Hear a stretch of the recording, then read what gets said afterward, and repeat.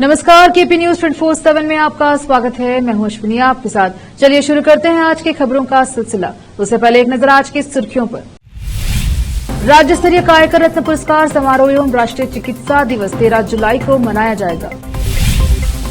वाल्मीकि घोटाला, ईडी ने कर्नाटक के पूर्व मंत्री नागेंद्र और कांग्रेस विधायक दल से जुड़े ठिकानों पर छापेमारी की। डेंगू से लड़ने के लिए टास्क फोर्स बनाए, सीएम सिद्धरामैया ने डिप्टी कमिश्नरों को दिए निर्देश। आपको बड़ा झटका, विधायक करतार सिंह तंवर और पूर्व एमएलए राजकुमार आनंद ने ज्वाइन की बीजेपी। आखिर क्या है पंढरपुर यात्रा, जिस कारण टल गया राहुल गांधी का विदेश दौरा।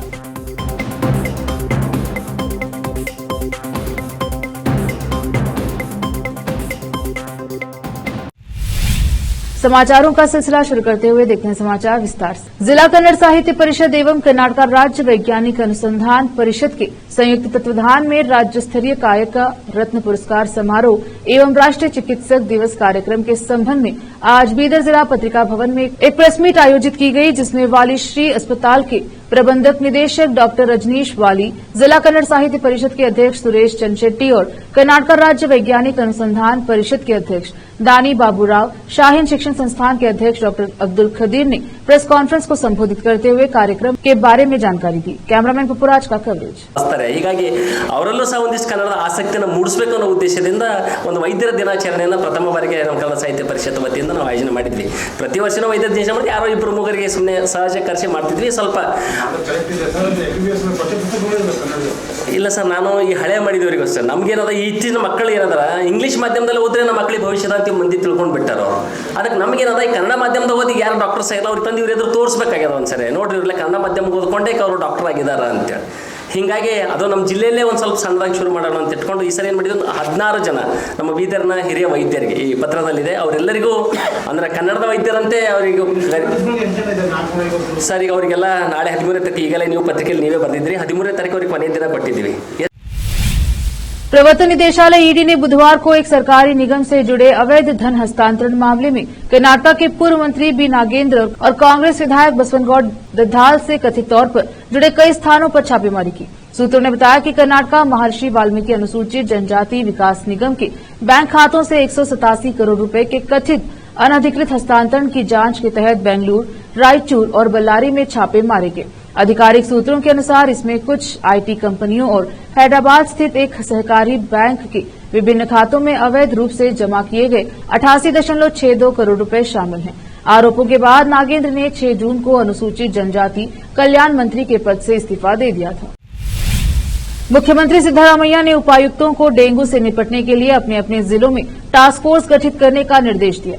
मुख्यमंत्री ने यहां एक बैठक में उपायुक्तों से कहा कि उन्हें अगले 2 महीनों तक हाई अलर्ट पर रहना चाहिए। सिद्धरामैया ने कहा कि डीसी और स्वास्थ्य अधिकारियों को अस्पतालों में डेंगू के मरीजों के इलाज के लिए विशेष वार्ड सुनिश्चित करने चाहिए। जिलों के मेडिकल कॉलेजों में भी इसी तरह की व्यवस्था की जानी चाहिए। डेंगू के टेस्ट बढ़ाए जाने चाहिए और बीमारी से संक्रमित लोगों की लगातार निगरानी की जानी चाहिए। स्थिति पर नजर रखने के लिए टीमें बनाई जानी चाहिए। उन्होंने अधिकारियों से कहा कि मानसून खत्म होने तक टीमों के सदस्यों को रोजाना मिलना चाहिए। सीएम ने कहा कि स्वास्थ्य विभाग में फंड की कोई कमी नहीं है। राज्य में अब तक डेंगू के 7,362 मामले सामने आए हैं और 7 मौतें हुई हैं। फिलहाल 303 लोगों का डेंगू के लिए इलाज चल रहा है। हालांकि विशेषज्ञों का मानना है कि इसे मेडिकल इमरजेंसी घोषित करने की जरूरत नहीं है। बेंगलुरु सेंट्रल जेल में आजीवन कारावास की सजा काटते हुए एक 44 वर्षीय व्यक्ति ने 4 स्नातकोत्तर डिग्री और 2 डिप्लोमा डिग्री हासिल की है। बेंगलुरु स्थित एक आईटी फर्म के पूर्व मानव संसाधन प्रबंधक सतीश कुमार गुप्ता को जुलाई 2017 में शहर की सिविल और सत्र अदालत ने 10 अगस्त 2010 को हुलिमाऊ पुलिस सीमा में अपनी पत्नी की हत्या के लिए दोषी ठहराया था। गुप्ता, जिन्हें अच्छे आचरण के लिए मंगलवार को 76 अन्य कैदियों के साथ समय से पहले रिहा किया गया था, उन्होंने कहा कि वह नौकरी करके एक नई जिंदगी शुरू करना चाहते हैं। वह लोगों को कानूनी सलाह देने और उनके मामलों से संबंधित दस्तावेज तैयार करने में उनकी मदद करने के लिए भी उत्सुक है। जेल अधिकारियों ने बताया कि गुप्ता ने आपराधिक न्याय कानून, अंतर्राष्ट्रीय व्यापार संचालन, व्यापार कानून और मानवाधिकार कानून में स्नातकोत्तर डिग्री तथा मैसूर स्थित कर्नाटक राज्य मुक्त विश्वविद्यालय KSOU और इंदिरा गांधी राष्ट्रीय मुक्त विश्वविद्यालय से साइबर कानून और खाद्य एवं पोषण में डिप्लोमा डिग्री प्राप्त कर कीर्तिमान स्थापित किया है। रोकते हैं समाचारों का सिलसिला, लेते हैं छोटा सा ब्रेक।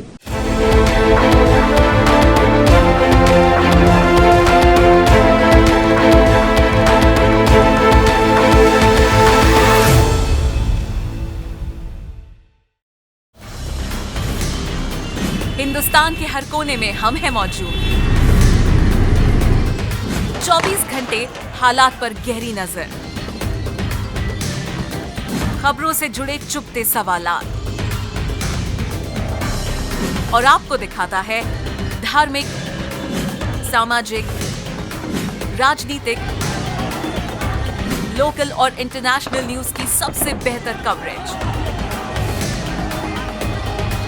जो आपको रखती है हर पल बाखबर।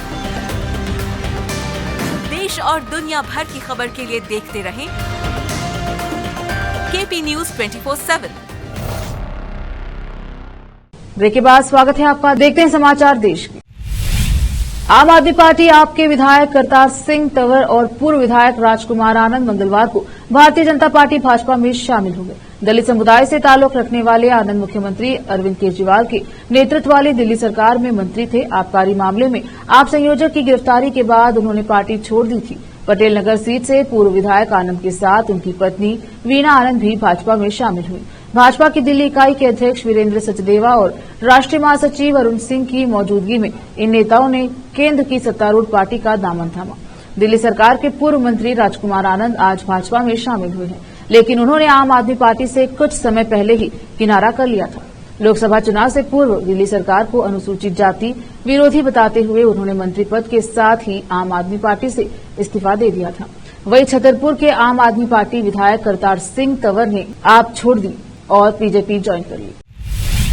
हर साल कुछ दिनों के लिए राहुल गांधी विदेश दौरे पर जाते हैं। अपने परिवार के साथ समय बिताने के लिए राहुल गांधी हर साल विदेश में जाते हैं। इस बार भी वे ऐसा करने वाले थे, लेकिन 10 जुलाई यानी आज ही के दिन राहुल गांधी विदेश जाने वाले थे, मगर सूत्रों से मिली जानकारी के अनुसार उनका यह दौरा 4 दिनों के लिए टल गया है।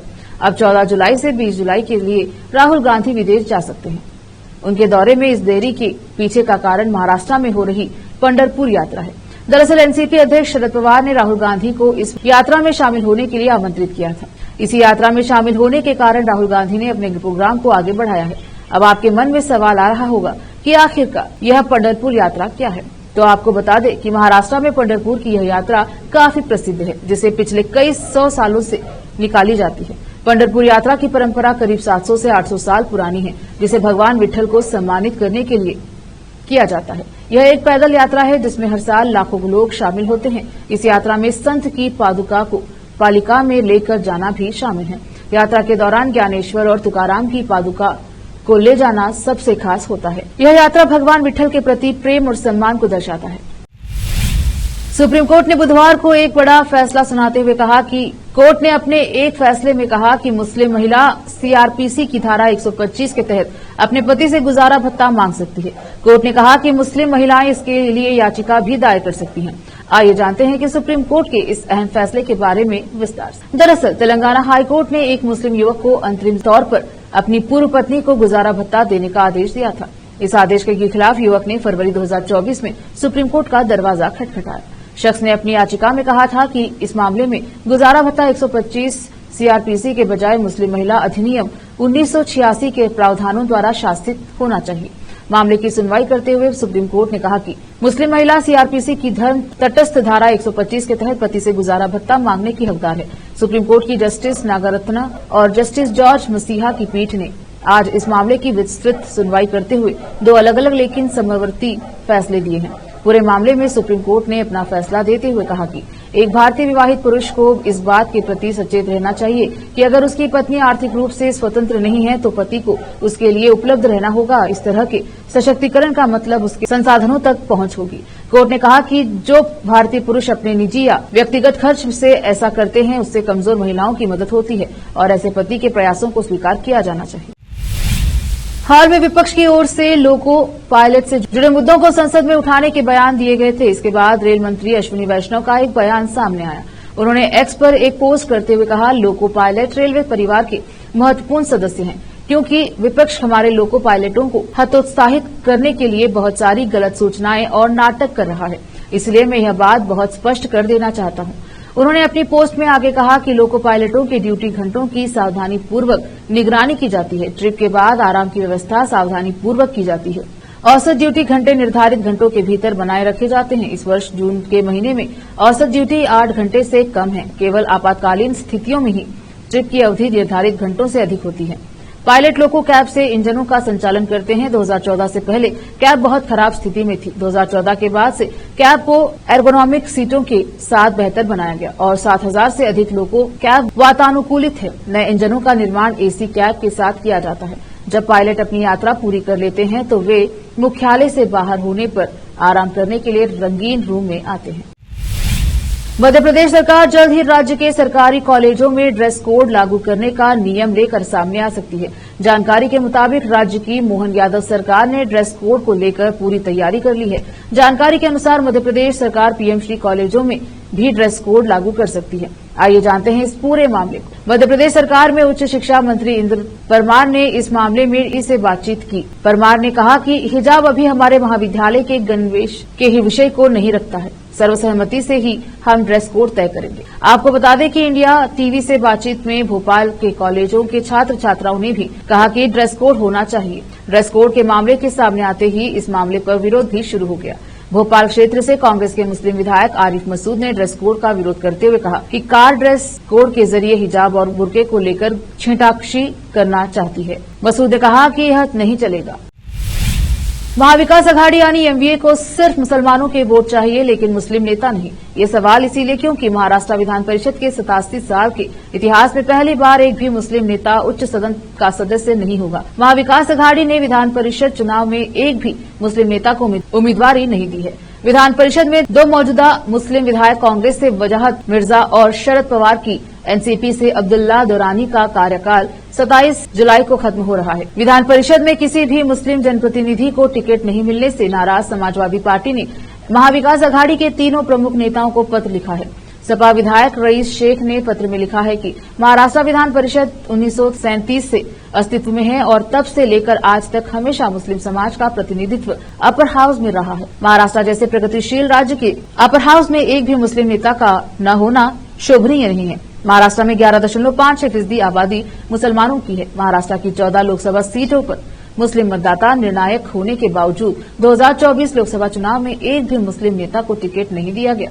विधान परिषद के 11 सदस्यों का कार्यकाल 27 जुलाई को खत्म हो रहा है लेकिन एक भी मुस्लिम नेता को उम्मीदवारी नहीं दी गई है। अगर मुसलमानों को प्रतिनिधित्व नहीं दिया गया तो मुस्लिम मतदाता एआईएमआईएम की ओर झुक सकता है। एक बार फिर से रोकते हैं समाचारों का सिलसिला, लौटेंगे ब्रेक के बाद।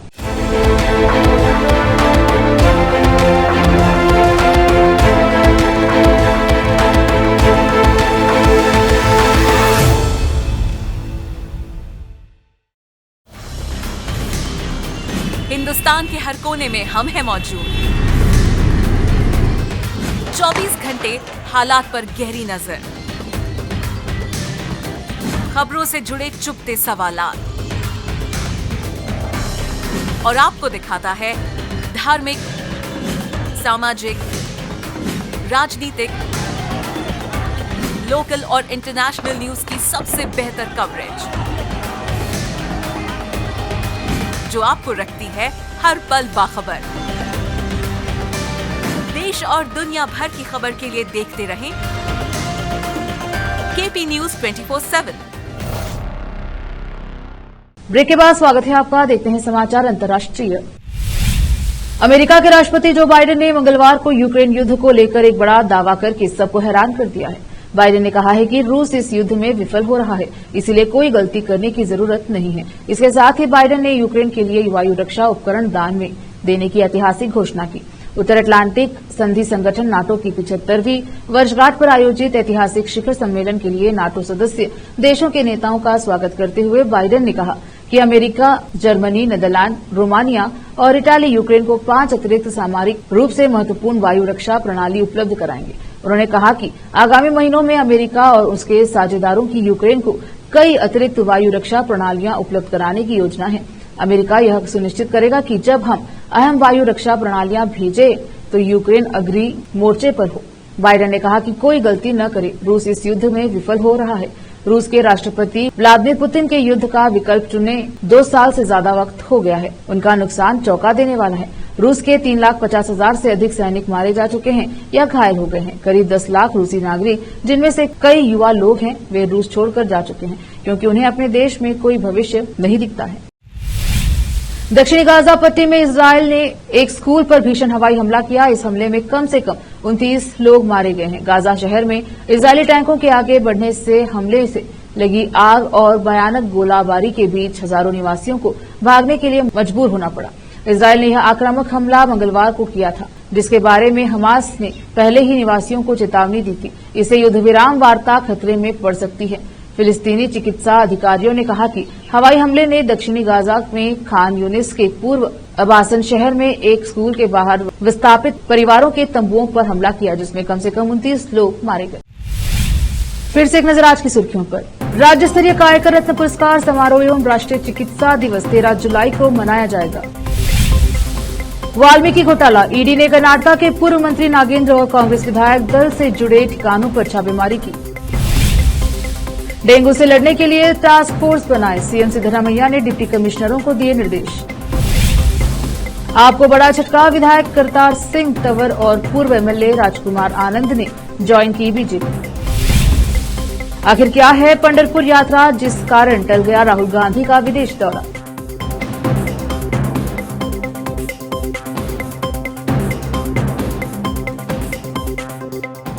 केपी न्यूज के बुलेटिन में अब तक के लिए इतना ही। देखते रहिए केपी न्यूज 24/7। धन्यवाद।